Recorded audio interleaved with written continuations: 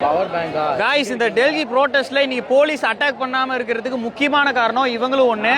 அதாவது இவங்க பஞ்சாபை சேர்ந்தவங்க வந்து அதாவது சர்தார் சிக் அப்படின்னு சொல்லுவாங்க. ஆக்சுவலி என்னன்னா இவங்க வந்து பாத்தீங்கன்னா லீகலாவே வந்து இந்த மாதிரி வால் பெரிய வால் இந்த மாதிரி ஈட்டிகளை வந்து யூஸ் பண்ண முடியும் அண்ட் மோஸ்ட் அக்ரெசிவ் பர்சன் சொல்றாங்க. அதாவது என்ன ஆச்சு அப்படின்னா நேத்து வந்து போலீஸ் அட்டாக் பண்ணும்போது இவங்க வந்து அதாவது ஹரியானா மற்றும் பஞ்சாப் பார்டர்ல வந்து இவங்களை தடுத்து நிறுத்திருக்கிறாங்க. அதை தாண்டியும் வந்து ஒரு கொஞ்சம் பேர் வந்து பாத்தீங்கன்னா இன்சைட் இந்த ப்ரொட்டஸ்ட்ல வந்து உள்ள இறங்கிட்டாங்க. இதனால என்னன்னா நேற்று போலீஸ் அட்டாக் பண்ணும்போது வந்து பாத்தீங்கன்னா இவங்க அக்ரெசிவா வந்து திருப்பி போலீஸ் அட்டாக் பண்ண ஆரம்பிச்சிருக்காங்க. ஸோ அதனாலேயே பயந்துகிட்டு போலீஸ் வந்து இப்போ டோட்டலா வந்து ஸ்டக் ஆகி நின்றுட்டு இருக்காங்க, என்ன பண்றதுன்னு தெரியாம.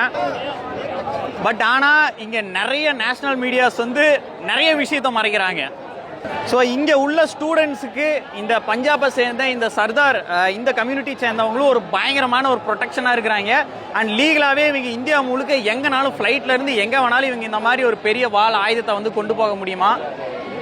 ரியல் ட்ரூத் என்னன்னா உண்மையாலுமே டெல்லியில் என்ன பண்ணுறது தெரியாமல் முழிச்சிட்டு இருக்காங்க அப்படின்னு தான் சொல்லணும் கவர்மெண்ட். போலீஸோட அண்ட் சிஆர்பிஎஃபோட ஃபோர்ஸையும் வந்து பார்த்துக்காங்க.